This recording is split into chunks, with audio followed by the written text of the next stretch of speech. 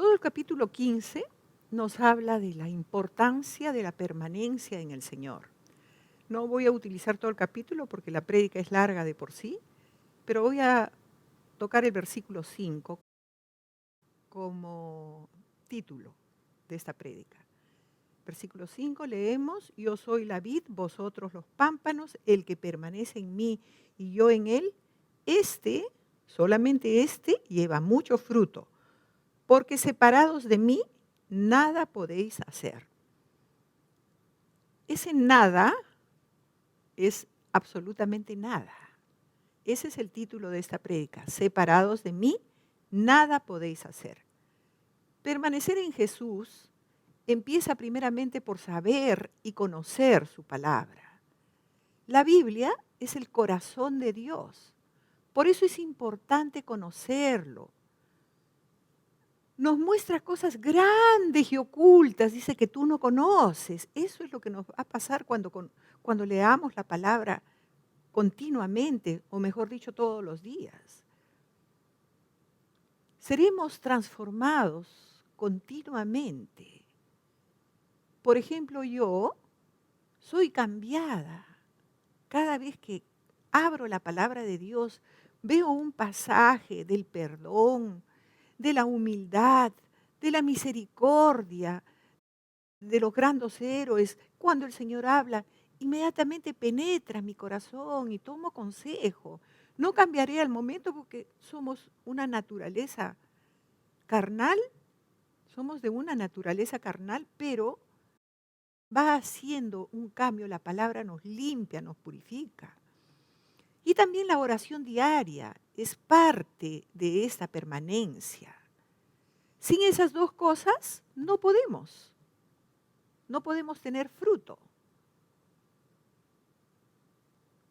No podemos por ningún momento apartarnos, somos injertados en el árbol, dice, en ese pámpano, en esa vid verdadera, y nosotros somos hojas en ese tronco. Nos dice que debemos estar unidos, pegados a Él. Todo viene de esa savia. Y la obra de Dios es de adentro para afuera, en el corazón. Solo así podremos soportar esta inundación de pecado que estamos viviendo, de maldad, de plagas. Él quiere cambiarnos continuamente. Cuando nos cobijamos bajo la sombra de sus alas, ahí el Señor va haciendo esa obra perfecta en nuestras vidas. Y ahí venceremos todo temor, toda amargura, todo resentimiento. Nunca sabremos el alcance que puede haber si nos alejamos de su protección. Vamos a ilustrar este día, este domingo, con la vida de David. David, en esta primera etapa de su vida, se sentía traicionado. Él estaba, todos sabemos, y si no lo sabemos, leamos el capítulo, que no lo vamos a poder leer completo, pero ahí está toda la historia que hoy día voy a contar, el capítulo 20, 21 y 22 de Primera de Samuel. Estaba bajo la autoridad de un rey totalmente desequilibrado, un rey loco. Pero David le era fiel a Saúl, lo amaba, trabajaba con lo mejor de sus talentos para mantenerlo contento. Y qué triste pensar que desconfiaba de él. Una de las cosas más duras, creo que podemos pasar en la vida de ustedes y la mía, es que a pesar del amor, de la fidelidad, del cuidado, puedan sospechar que estamos actuando mal y que estamos hiriéndolos y que queremos hacer algo malo por ellos. Y traten de destruirnos. Hay que aplicar esta palabra a nosotros, hermanos. David tenía las habilidades y capacidades para enfrentar este problema, pero llegó el momento en que no pudo manejarlo. Y se desespera. y se da por vencido. Hay mucha enseñanza, hermanos, en esta palabra. La Biblia nos enseña que estas cosas acontecieron en el tiempo pasado para enseñanza nuestra, para no caer en semejante desobediencia, dice la palabra en Corintios. El Señor le había prometido a David que iba a ser rey de Israel. Lo había ungido, había mandado especialmente al profeta Samuel. El hecho de tener algo o de ser algo no depende de nuestras habilidades, depende de la palabra y el poder de Dios. Y David no entendía esto. Y esto le causó muchos problemas porque se separó de Dios. Por su naturaleza entró en pánico, en temor, y comenzó a actuar en sus propias fuerzas, desligándose de Dios, de ese tronco, de esa vid verdadera donde la savia nos alimenta. Trató de huir de Saúl. Vamos a leer esta historia que está en Primera de Samuel, capítulo 21. Es largo y vamos a tratar de ser lo más breve posible. Del 1 al 4. Y vino David a Nob, el sacerdote Ahimelech, y se sorprendió a Ahimelech de su encuentro, y le dijo: ¿cómo vienes tú solo y nadie contigo? En pocas palabras, tú eres más conocido que Saúl. Tú eres un tremendo oficial, un tremendo valiente, y vienes así como un loco y sin tu carruaje, sin tus honores y tus pajes. Y respondió David al sacerdote Ahimelech: el rey me encomendó un asunto y me dijo: nadie sepa cosa alguna del asunto, de lo que te envío y lo que te he encomendado. Y yo le señalé a los criados un cierto lugar. Una mentira terrible, hermanos. No era cierto, él estaba huyendo y no quería que Saúl supiera nada. Eso lo saben ustedes también. Ahora pues, ¿qué tienes a mano? Le dice David al sacerdote. Dame 5 panes o lo que tengas. El sacerdote, versículo 4, respondió a David y dijo: no tengo pan común a la mano, solamente tengo pan sagrado, pero lo daré así si los criados se han guardado a lo menos de mujeres. Y David le respondió: sí, así es, se han guardado. El sacerdote le dio el pan sagrado, que eso no es malo. Y estaba allí aquel día detenido delante de Jehová uno de los siervos de Saúl. Escuchen bien porque esto vamos a utilizarlo al final, cuyo nombre era Doeg, edomita, el principal de los pastores de Saúl. Y David dijo a Ahimelech, versículo 8, ¿no tienes aquí a mano lanza o espada? Porque no tomé en mi mano mi espada ni mis armas, por cuanto la orden del rey era apremiante. Otra mentira. Y el sacerdote respondió: la espada de Goliat el filisteo, al que tú venciste en el valle de Ela, está aquí, envuelta en un velo detrás del efod. Si quieres tomarla, tómala, porque aquí no hay otra sino esa.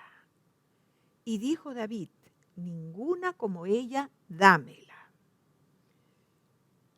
Hermanos, mintiendo una y otra vez. ¡Qué tremendo! Él había llegado a un pueblito donde solamente vivían 85 personas, familias, sus sacerdotes, un pueblito sacerdotal. Y entra mintiéndole al sacerdote. ¿Por qué no le dijo al sacerdote: tengo problemas, estoy huyendo, ayúdame? Niega su necesidad y se agrava la situación. Eso pasa, hermanos, cuando no somos veraces, especialmente con los siervos de Dios y con Dios. Cuando uno toma decisiones en la carne, con mentiras, con engaños, con sutilezas, con manipulación, ¡qué horrible! le engañó al sacerdote, pero Dios lo estaba mirando y vienen las consecuencias. ¿Cuántas decisiones yo he tomado en la carne, hermanos? Y les he contado en anteriores oportunidades. Yo vendí una propiedad y alguien me contó que en CLAE te daban un interés, pero maravilloso, y se me metió eso. ¿Y saben lo que hice? Saqué todo ese dinero del banco, lo puse en mi carro, lo metí en una bolsa negra y qué sé yo, y lo llevé a CLAE. Y no sé cómo se le dice, el asesor del banco, el que llevaba mi cuenta, me dice, no lo hagas, no saques tu dinero de acá. Y me daba cólera que me dijera. Entonces, me fui a CLAE, deposité el dinero y al mes siguiente CLAE se fue a la quiebra. Hermanos, yo no soy una persona depresiva, por la misericordia de Dios, pero de verdad que me costó meses recuperarme de esa desobediencia, de actuar locamente. Entonces David, ¿qué dice? Tomó la espada y se fue a Gat. A Gat. ¿Qué cosa es Gat? La tierra de Goliat, el líder máximo de los filisteos. ¿Qué le pasó a David? Toma la espada de Goliat, que todos saben que pesaba no sé cuántos kilos, y era de un gigante de no sé cuántos metros, 3 metros. Esta caída, hermanos, es una de las caídas más fuertes que tuvo David. Versículo 11 del capítulo, sí, versículo 11 del capítulo 21. Y los siervos de Aquis, del rey de Gat, le dijeron inmediatamente a la primera, ¿no es este David el rey de la tierra? ¿No es este de quien cantaban en las danzas diciendo, hirió Saúl a miles y David a sus 10,000? Versículo 12. Y eso fue peor todavía, e iba de mal en peor, de caída en caída. Y David puso en su corazón esta palabra, quiere decir que le atravesó el corazón. Y tuvo ¿qué? Gran temor de Aquis, rey de Gat. Hermanos, si nos alejamos, terminaremos totalmente desorientados, llenos de temores, actuando en nuestras propias fuerzas y estaremos en grave peligro. ¿Qué hizo David? De mentira en mentira. Aparentar estar loco, estaba aterrado, dejando caer su saliva, golpeando su cabeza por las paredes, con su barba crecida. Me encanta lo que dijo Aquis. Yo acá tengo suficientes locos, no se dan cuenta que este es hombre loco porque lo han dejado entrar, en pocas palabras. Hermanos, nunca sabremos hasta dónde podríamos llegar si dejamos nuestra comunión con Dios. Podemos caer en cualquier cosa porque hemos perdido totalmente nuestros sentidos. Ahora David también estaba loco. Hermanos, estamos hablando de David. David ha sido el rey más sabio que pudo tener Israel, el dulce cantor de Israel, el poeta, autor, escritor de muchos salmos, el jefe militar, el estratega más grande, el más valiente. ¿Perdió su cercanía con Dios o de Dios? Huyendo desesperado para salvar su vida. Ya no sabía qué cosa era su mano derecha ni izquierda. Y eso nos puede pasar, le pasó a Elías también, un gran profeta de Dios.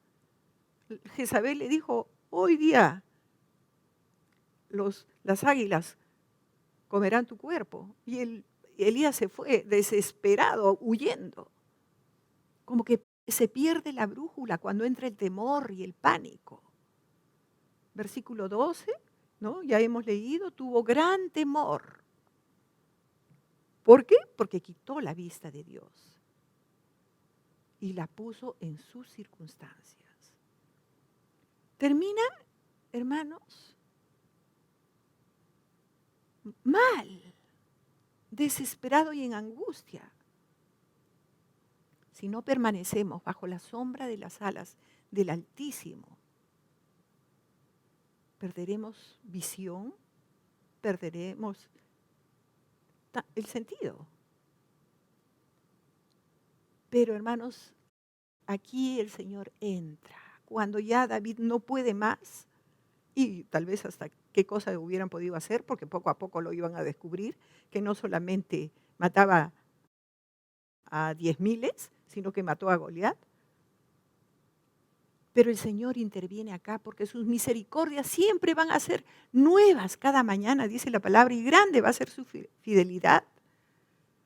Y el Señor soberanamente pone su mano y lo va a llevar y lo va a guiar al arrepentimiento, cuando él ya humanamente no daba más. Capítulo 22, versículo 1 y 2, lo vemos, para hacerlo un poco corta, huyendo a una cueva, desesperado y angustiado. Solo a ese lugar, a esa oscuridad, a ese lugar sin oxígeno, a ese lugar horrible, y allí le había preparado un lugar el Señor para restaurarlo. Y acá, hermanos, en ese momento de arrepentimiento, de dolor, es donde derrama su corazón. Y aquí es donde escribe estos 2 salmos preciosos. El título del salmo es muy importante. Aquí tenemos en el Salmo 57, por ejemplo, al músico principal sobre no destruyas, Mictán de David, cuando huyó de delante de Saúl a la cueva.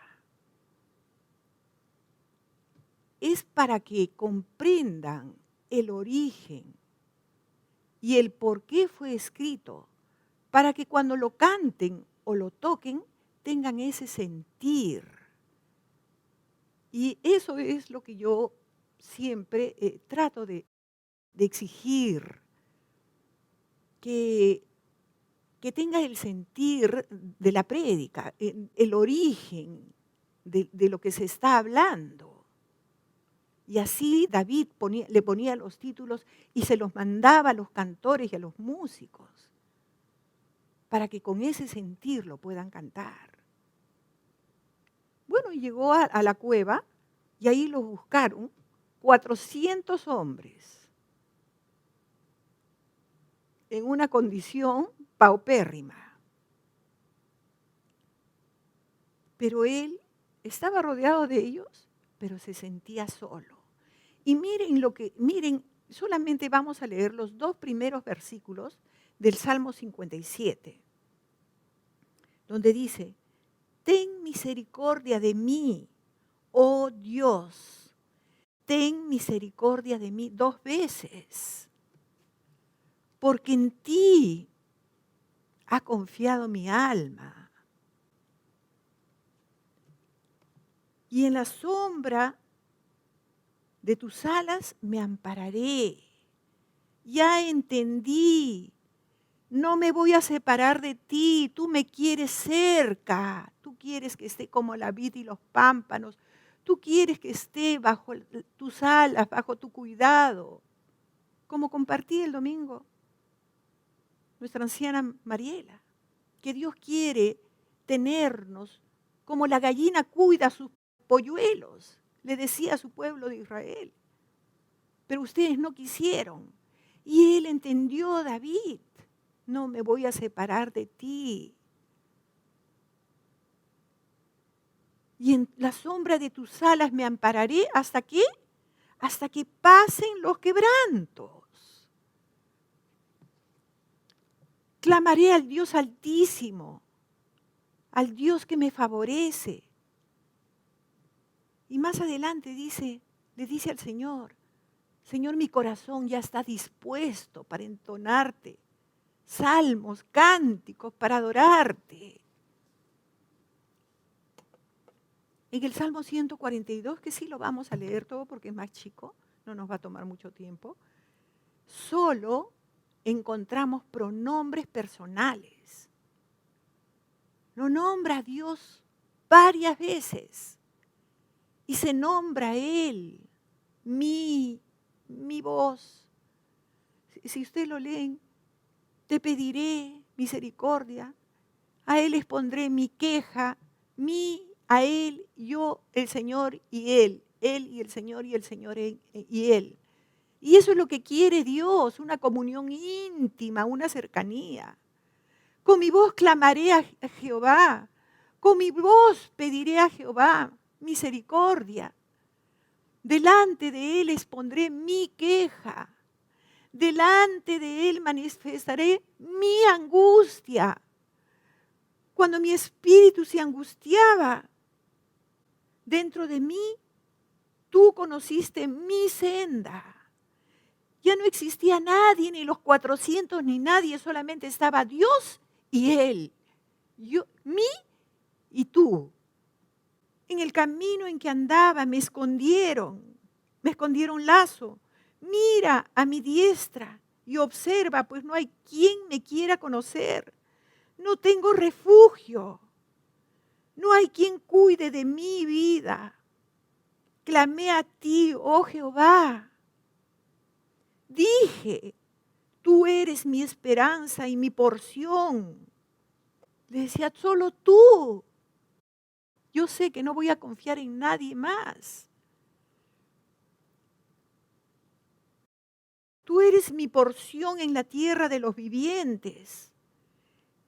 Escucha mi clamor porque estoy muy afligido. La Biblia no te exagera nada. Así estaba su condición cuando llegó a esa cueva y derramó su corazón delante de Dios.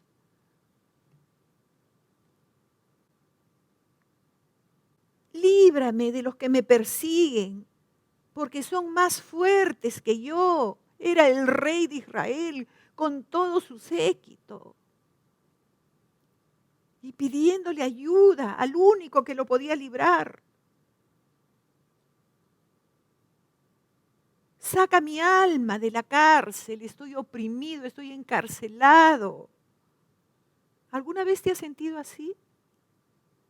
Yo creo que sí, tanto ustedes como yo. Cuando los problemas te inundan y ya no puedes más. Pero esta es la solución. Hermano, hermana, métete a la cueva, métete a tu closet, aférrate a tu Dios y que nadie más exista, solo Dios y tú.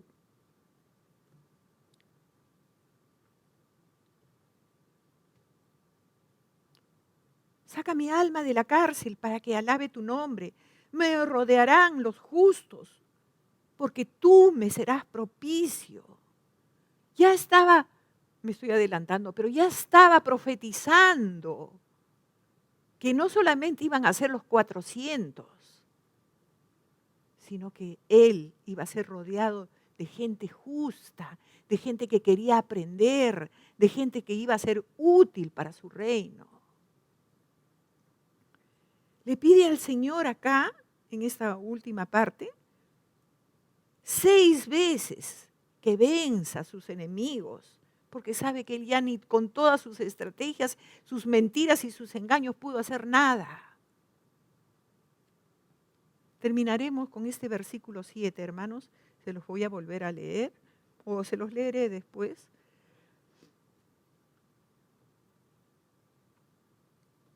Ya no quiere actuar en sus propias fuerzas. quiere vivir, quiere abandonarse a los brazos de su padre. ¿Se acuerdan del hijo pródigo? Ya no, todo le fue mal, fuera de él. No hay nada bueno. Como dice la canción, fuera de ti, nada deseo en esta tierra. Eso tiene que ser realidad en estos tiempos en el pueblo de Dios. Qué triste, hermanos, que a lo largo de mis 31 años en esta iglesia y mucho más en el Señor, y 41 en el Señor, he conocido a hermanos, a familiares allegados que perdieron su intimidad con el Señor y se separaron de esa vid verdadera y sus hojas se secaron. Ya sus frutos no son dulces, sino amargos. Qué triste ver a hermanos que un día fueron, hicieron promesas, estuvieron alabando y cantando y ahora en una decadencia total. Si supieran que es la única solución, buscar a Dios mientras puede ser hallado. Hay dos errores, hermanos, que nos pueden hacer deslizar, que nos pueden desviar, que nos pueden arrancar de ese tronco verdadero donde hemos sido injertados. Y nos volvemos, como hemos dicho, hojas secas, porque la hoja en sí no vale nada. Ni tú ni yo, fuera de Dios en nosotros valemos nada. Se secan. Por lo que valemos y estamos, y hoy día yo puedo estar acá, es porque estoy injertada en el tronco donde esa savia me alimenta. Dos errores es que no buscó el buen consejo. ¿Quién era su padre? ¿Quién es el que, espiritual? ¿Quién es el que lo ungió? ¿Quién fue su consejero personal? ¿A quién le puso Dios a David? ¿Quién fue su protector? Samuel. Tenía que buscarlo y hubiera dicho, si ustedes leen los versículos, los capítulos anteriores, allí estaba Samuel, esperándolo, preocupado por él. Podía decir, esperar su palabra, no me voy a mover, Samuel. A ver, Dios, ¿qué te muestra? Mira cómo estoy. Más importante, si ustedes leen detenidamente, fue la palabra de su joven amigo Jonathan, que le dijo, tienes que huir porque mi padre te va a matar. Eso está en el capítulo 20. Por tanto, hermanos, eso te lleva a tomar decisiones, el temor, no pedir consejo, no sujetarte, te toma a hacer decisiones malas, apresuradas. Él no tenía que ir a la tierra enemiga. No tenía que mentir, Dios ya lo había ungido. Había ido Samuel, como les he contado, a ese lugar de Ramá, había descendido a Belén para ungir única y exclusivamente a David. Y él se turbó. Cuando dejas esa comunión íntima, dejas la guianza de él. Y en lo segundo es, hermanos, que tenemos que pensar en las consecuencias que vienen detrás. Aunque hay perdón, pero hay consecuencias. Primera de Samuel, capítulo 22, versículo 9. Primera de Samuel, capítulo 22, versículo 9. Entonces Doeg, edomita, que era el principal de los siervos de Saúl, respondió y dijo, yo vi al hijo de Isaí que vino a Nob a Ahimelech. Versículos 17 y 18. Entonces dijo el rey a la gente de su guardia que estaba alrededor de él. Ya Saúl, si ustedes leen detenidamente, ya el espíritu lo había dejado, ya Dios había perdido toda relación con Dios, ya su condición era caótica. volveos y matad a los sacerdotes de Jehová, porque también la mano de ellos está con David, pues sabiendo ellos que huía, no me lo descubrieron. Pero los siervos del rey no quisieron extender sus manos para matar a los sacerdotes de Jehová. Entonces dijo el rey a Doeg: vuelve tú y arremete contra los sacerdotes.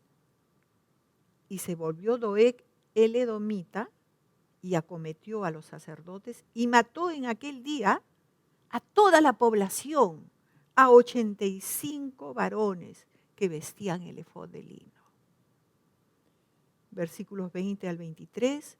Pero uno de los hijos de Ahimelech, o sea, del sacerdote, hijo de Ahitob, que se llamaba Abiatar, escapó y huyó tras David.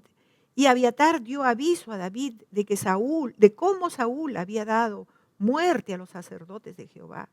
Y dijo David a Abiatar: yo sabía que estando allí, aquel día, Doeg el edomita, él lo había de hacer saber a Saúl: yo he ocasionado la muerte a todas las personas de la casa de tu padre. Un corazón arrepentido por mi culpa, por mi causa. Yo he sido el causante. No trató de, como tal vez algunas veces nosotros, tratar de disimular, de acomodar la situación. Inmediatamente, a la primera. Es un corazón conforme a Dios. Cayó, pecó, pero sabía arrepentirse. Sabía desgarrar sus vestiduras y decir: sí, honestamente, yo lo he hecho.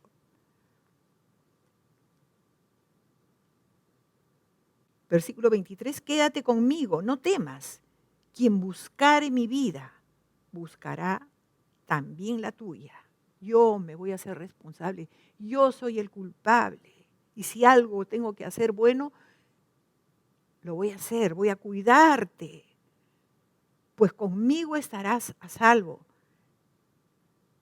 Él ya sabía que iba a ser rey. Conmigo. Ya el Señor le había regresado su promesa. Ya estaba firme.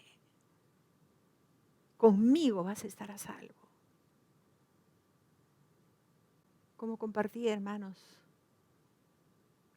¿cuántos problemas nos hubiéramos evitado si hubiéramos pedido primeramente la ayuda de Dios y el buen consejo? ¿Cuántos corazones en amargura? ¿Cuántos negocios destruidos? ¿Cuántas consecuencias tenemos que pagar por no estar en comunión íntima, por no escuchar la voz de Dios? Separados de mí nada podéis hacer. Y cuando uno más madura en el Señor, y cuando yo tengo más años en el Señor, más dependencia tengo de Él. Aún de cosas simples. Señor, ¿estará bien que haga esto? No permitas que haga en mi ilusión o en mis sentimientos o en lo que me parece. Guíame, Señor, por la senda que tú tienes preparado. Y dame la valentía y dame todo lo que yo necesito para seguir dando un paso adelante. Y soy más dependiente de Dios cada vez, cada día, de lo que fui ayer.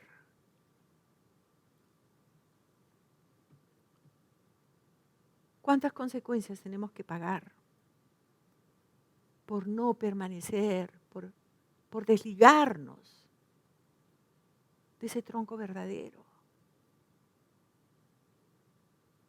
De ese lugar donde Él nos ha puesto, o donde Él quiere que estemos. El Señor ya había preparado esa cueva donde David iba a refugiarse, y ahí el Señor lo iba a ungir, y ahí el Señor le iba a hablar. No tenía que huir a ningún lado. El Señor dice su palabra: te voy a enseñar para que tú aprendas cuán amargo y horrible es dejar a Jehová tu Dios. Hermanos, muchas consecuencias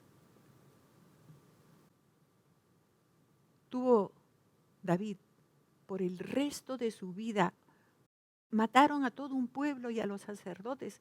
Cada vez que lo veía a este joven que se llamaba Abiatar, cada vez que lo veía se acordaba. Y yo me imagino que lo amaría más y lo cuidaría más. Hermanos, locamente actuamos, locamente hacemos, pensamos. Aunque nos perdone, hay pérdidas irreparables. Pero hermanos, debemos regresar a nuestra comunión con Él. Ahí miraremos las cosas de acuerdo al cristal de Dios, de acuerdo a cómo Él lo ve.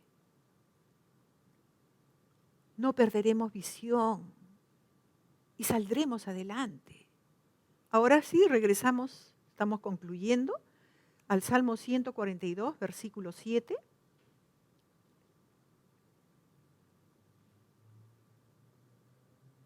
Saca mi alma de la cárcel para que alabe tu nombre. Aquí la palabra alabar va más allá de un cántico o un testimonio. Aquí la palabra tiene la implicancia o tiene el sentido de servir, para servirte, para hacer tu voluntad, no para hacer lo que a mí me parece, sino para alabarte, para que alabe, para que pueda ministrar, para que pueda enseñar. Anticipa acá, hermanos, que muchos van a venir. Y como ustedes ven, fueron 600 hombres de guerra, valientes, quienes hicieron proezas, cuyo jefe, comandante en jefe, era David. Y así el Señor lo usó, lo perdonó, lo restauró. ¿Qué tenemos que hacer? Echa sobre Jehová tu carga y Él te sustentará. Dice que no dejará caído al justo, como un escudo nos rodeará de su favor, como lo rodeó a Él. Dice, versículo 7, seguimos. Porque tú me serás propicio, una nota de fe, una seguridad, tú me serás propicio. Hermanos, ¿cuáles son nuestros temores? ¿Qué cosa nos desespera? Si hemos tomado malas decisiones, o porque tomaste malas decisiones, la solución está ahí. ¿Estás luchando con un Saúl en tu vida? ¿O con una Saúla? ¿Te estás volviendo loco?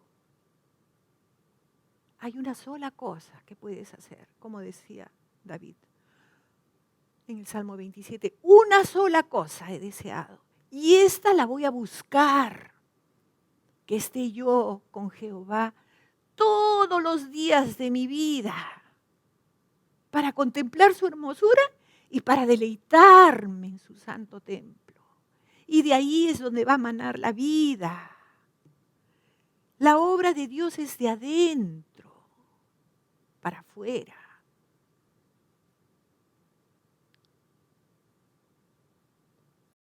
Dios tiene un lugar preparado para ti. Tal vez es el closet de tu casa. Tal vez es un rincón, no sé. Pero para David tenía esa cueva. Ahí lo fortaleció, lo sustentó con la diestra de su mano. Pero pidió perdón y se acercó a él. Como David mismo dice, en él hay perdón y abundante redención.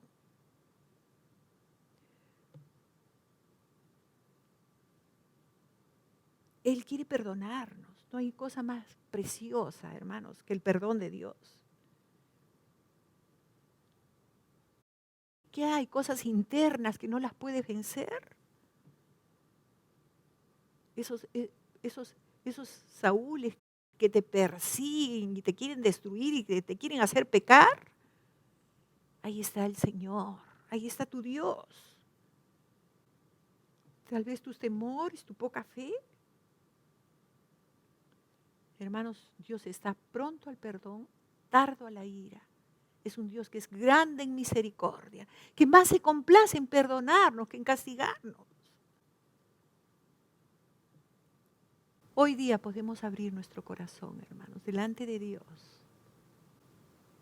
Hoy día tú puedes decirle, tú puedes orar con el Salmo 57, con el Salmo 142. Si estás lleno de temores, si has perdido la fe y tienes poca fe, si están en angustia, en depresión, si estás perseguido, o tal vez si no te sientes perdonado, las cosas viejas pasaron. Y aquí todas van a ser nuevas. El Señor sabe que tú y yo somos polvo, soplo que va y no vuelve. Y Él es pronto y cercano y nunca va a desechar a sus hijos. Es tiempo, hermanos, de que tú le pidas fuerzas como las del búfalo. Vamos a entonar una canción antigua y dice que yo solo quiero estar contigo, en el lugar donde tú estés, ya sea en la cueva, ya sea en cualquier lugar. Ahí quiero estar, en tu habitación por siempre. Llévame al lugar donde tú estés. Yo quiero estar donde tú estás. Vamos a derramar nuestros corazones y vamos a pedirle como David y vamos a dejar tantas cosas, tantas manipulaciones, tantas cosas horribles que Dios sabe en tu vida y en la mía. Vamos a entonar este cántico, hermanos.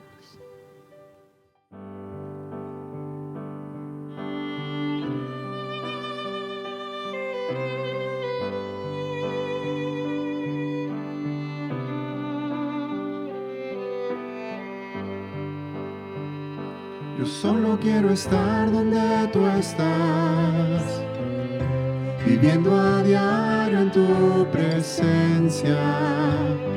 No quiero darte solo adoración, yo quiero ser adorador. Yo solo quiero estar donde tú estás, en tu habitación por siempre. Llévame al lugar donde tú estás. Yo quiero estar donde tú estás. Yo quiero estar contigo, morando en tu presencia, comiendo de tu mesa, rodeado de tu gloria. En tu presencia es donde siempre quiero estar. Yo solo quiero estar. Yo quiero estar donde tú estás. Oh mi Dios, tú eres mi fuerza y mi canción. Y aunque débil sea, en tu presencia fuerte soy. Por un momento en tu presencia,